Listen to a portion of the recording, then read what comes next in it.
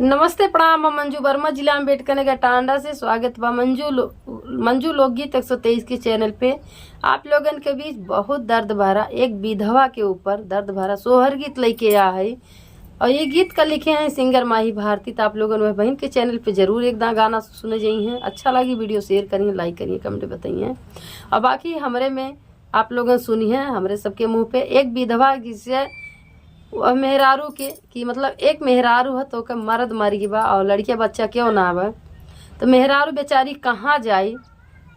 रोवा सोचत एक दिन अपने नैहरे जाथिन, देखा भौजाई लोगन नैहरे से भगाए देथिन, तो भतीजा और भाई कैसे ले जाथिन घर में। फिर तो क्यों ना पूछा तो है विधवा मेहरारू का। तो आप लोगन जरूर सुनिए पूरा गाना, बहुत दर्द भरा बा।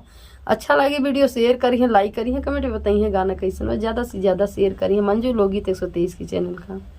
सभी दर्शक का नमस्ते प्रणाम। हम नीलम धुरिया टांडा जिला अम्बेडकर नगर से। तो हम सुने सोहर गीत। बिना रे के वाटावा के नैया कहाँ पे बही लागई, कहाँ पे बही लागई हो। बहिनी बिना रे पुरुषवा के नारी के करे डरिया लागई, के करे डरिया लगी हाई हो। बहिनी बिना रे पुरुषवा के नारी के करे डरिया लगी है, के करे डरिया लगी हाई हो। बिना रे के वाटावा के नैया किनारे बही लागई, किनारे बही लागई हो। बहिनी बिना रे पुरुषवा के नारी बीरन के डरिया लगी है, भैया के डरिया लगी आई हो। बहिनी बिना रे पुरुषवा के नारी बीरन के डरिया लगी है, भैया के डरिया लगी आई हो। एक मेहरारू बा, तो मेहरारू के देखा अक्को लड़के बच्चे ना हैं, उनके पति मर गए हैं।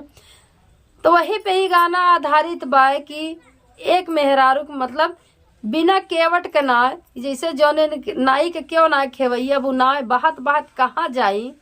जौन विधवा मेहरारू के जग में क्यों ना बा दुनिया में, तो वो मेहरारू कहाँ जाई। तो वही पे ही गाना बा। तो देखा बिना केवट के नाय किनारे जाए के अपने आप बही के किनारे पे जाए के रुक जाई। तो वही तरह कि एक विधवा मेहरारू के क्यों ना आवा, तो एक भैया भतीजा नैहरे में तो है हैं। तो बेचारी अपने भैया भतीजे की अपने नैहरे जाती। तो देखा आगे का हो, तो नैहरे जब गई एक बाना गईली दो सर बनाया रोती, सर बनाया रोती, सर बना हो। बहिनी जाई पहुँची अपने नाई हरवा दुआरे बीरन मिलाई हो। बहिनी जाई पहुँचे अपने नाई हरवा दुआरे बीरन मिलाई हो। बहिनी अपने नैहरे पहुँचा थी तो दुआरे भैया मिला थी। तो देखा भैया देखा थी तो का होता, भैया का देखो दुआरवाता भाऊ जीवा सरवाता भाऊ जीवा सरवा में हो। ए भैया कहाँ बाटी माइया मारा ओ नहीं नहीं देखा हो। ए भैया कहाँ बाटी माइया मारा ओ नहीं नहीं देखा हो।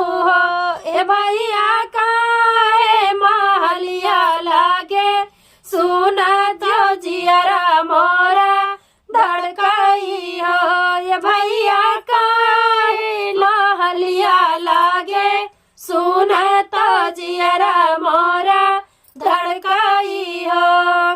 तो देखा जब मेहरारू अपने नैहरे जाती तो भैया के देखा थी, भौजी के देखा थी, अब माई बाप ना देखात हैं। तो भैया से पूछा तीन भैया तो का देखा थी, भौजी के देखा थी, और माई बाप कहाँ है उनके लोग का ना देखा थी। घर दुआर एकदम सुन लागत बा, हमार जीव धड़कत बा। तो हमें बताओ कहाँ गई माई बाप। तो देखा भैया का अपने बहन से बतावत हैं, माई का मारा ले बारिश दिन आया रोबा, हुत दिन आया रोबा, हुत दिन हे बहिनी बापाई ता होई गईले, जोगिया महलिया सुनी लागई हो, हे बहिनी बापाई ता बनी गईले, जोगिया महलिया सुनी लगाई हो।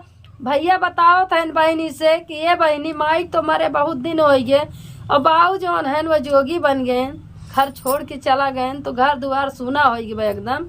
तो इतना देखा जब भौजी सुना थी तो का कहा थी, अगने से बोले भाऊ जहिया बिराहा बोलिया, बोलई बिराहा बोलिया, बोलाई हो हे ननदी जे करे ना माई औरा, बाप तो कैसन ओ करे नैहर हो, हे ननदी जे करे ना माई औरा, बाप तो कैसन ओ करे नैहर हो। देखा भौजी कहा थी कि ये ननदी जब तोहार माई बाप मर गए तो तोहार नैहर कैसन, अब तोहार नैहर ना रह गए, जब माई बाप रहा थे तब नैहर रहा था। भौजी अपने ननद का बोले टिपोरी बोल के सुनावत हैं।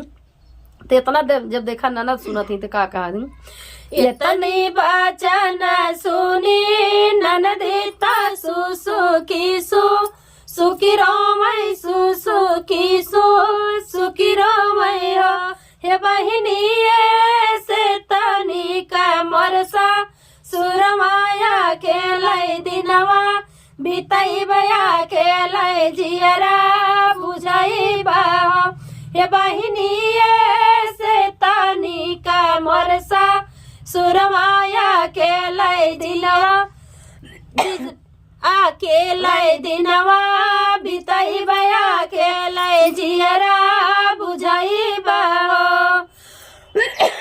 खांसी बहुत ज्यादा आवत बा। तो देखा जब इतनी बात भौजी के बोली टिपोरी बिरही बात सुनत थी ननद, तो ननद अपने मन में सोचत थी कि जब इतना हमार भौजी ताना मारत हई हमें सुनावत हई, तो ऐसे नहीं तो हमार ससुररिए बा भले हमरे क्यों ना बा, लेकिन हम ताना मेहना क्यों मारे वाला ना है बा। अकेले हम अपन दिन काटब, अकेले अपन जियरा समझाए के हम अपन रह लेब।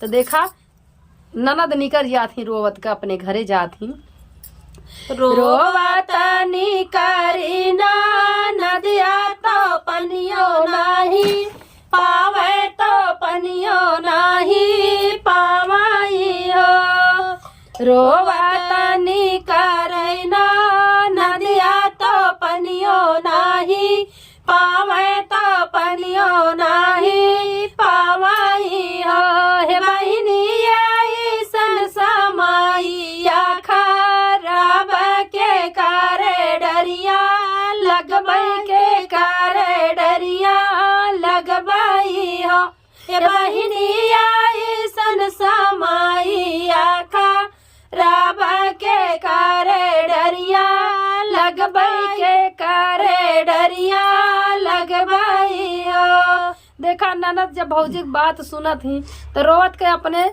नैहरे चली जाती, ससुरे जाती नैहरे से रोवा। पानी और दाना के क्यों पुछत्तर ना बा, भौजाई भले हैं लेकिन क्यों ना पूछे वाला बा।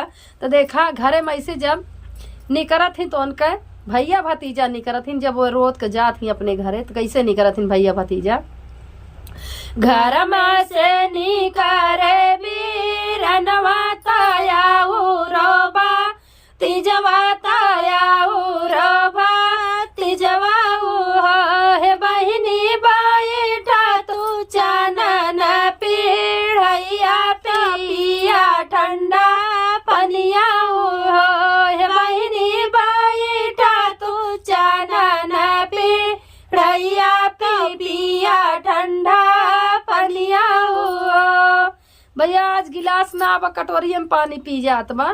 तो देखा जब ननद निकल के जात ही अपने घरे, तो उनका भैया भतीजा निकरत ही रोकत ही कि ए बहनी रुक जा, ए बुआ रुक जा, भतीजा कहत बा बैठा तू हमरे घरे, का नहीं लोग का अधिकार बा, भौजैया लोग का भाई के ना अधिकार बा। तो भाई लोग रोकत हैं कि बैठा तू, पानी हम लावत है पिया। तो देखा भैया अपने भीतर जाथिन, मेहरारू से का कहथिन, बाहरे से भैया भीतर गईले रानी से या रजकार रानी से या रजकार रनियाई तो हाई बाबा कह दुलारी भी रहिया जीनी बोलियो हो, रनियाई तो हाई बाबा कह दुलारी भी रहिया जीनी बोलियो हो, रानी तो के जइया मोर बहिनिया तो पापा हमें लगी है हो, रानी रोटी जाइए हमारी बहिनिया तो पापा हम लगी है हो,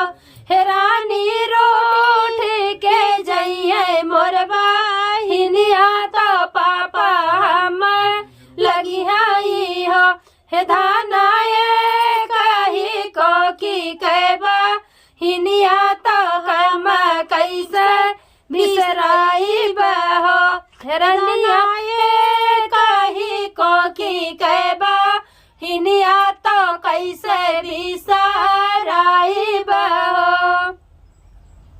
देखा भैया भीतर जाथिन घरे में अपने मेहरारू से कहाथिन, ये तो हमार सगी बहन है, नेक का कोखी हम दोनों जनी जन्मा है, बाबक दुलारी है, और कैसे हम बिसराए देव हमरे बहनी के। अगर तू इतना बोली टिपोरी बिरही बोलबू तो हमार बहनी अगर रूठ के रिसिया के अपने नैहर ससुरे जई हैं तो हमार बहुत बदनामी होई, पाप लागी, ऐसन काम तू नहीं करा।